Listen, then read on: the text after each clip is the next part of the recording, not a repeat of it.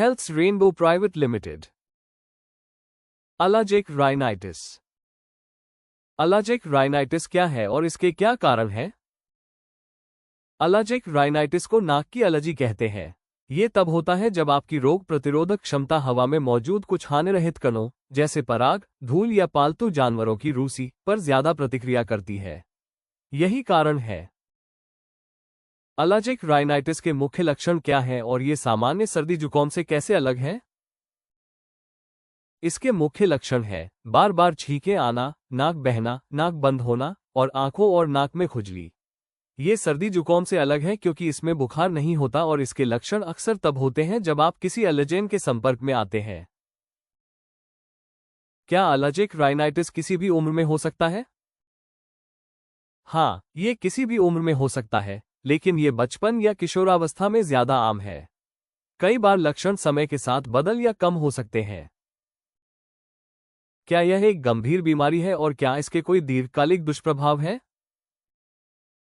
आमतौर पर यह एक गंभीर बीमारी नहीं है, लेकिन अगर इसका इलाज न किया जाए तो ये जीवन की गुणवत्ता को प्रभावित कर सकती है।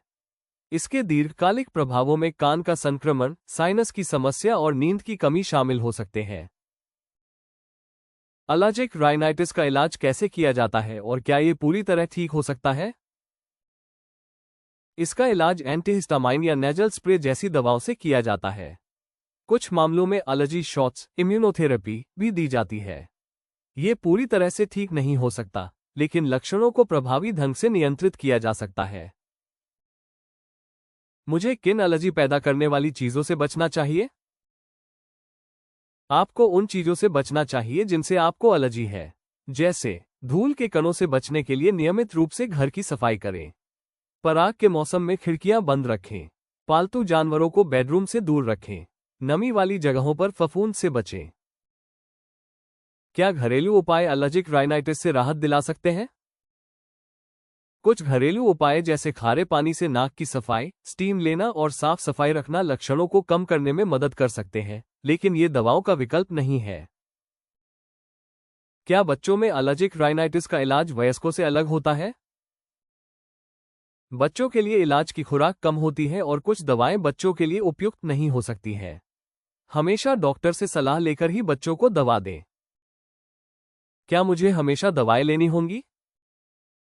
नहीं, जरूरी नहीं कि आप हमेशा दवाएं लें। आप दवाएं केवल तभी ले सकते हैं जब आपको लक्षणों का अनुभव हो या एलर्जी के मौसम में नियमित रूप से ले सकते हैं, जैसा कि डॉक्टर सलाह दें।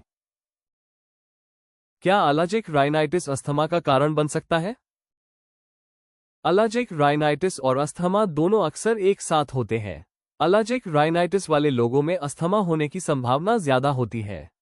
यदि आपकी नाक की एलर्जी का इलाज ठीक से नहीं होता है, तो यह अस्थमा के लक्षणों को और बदतर कर सकता है।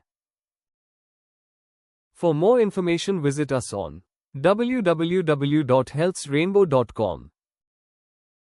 Healths Rainbow Private Limited. Thank you.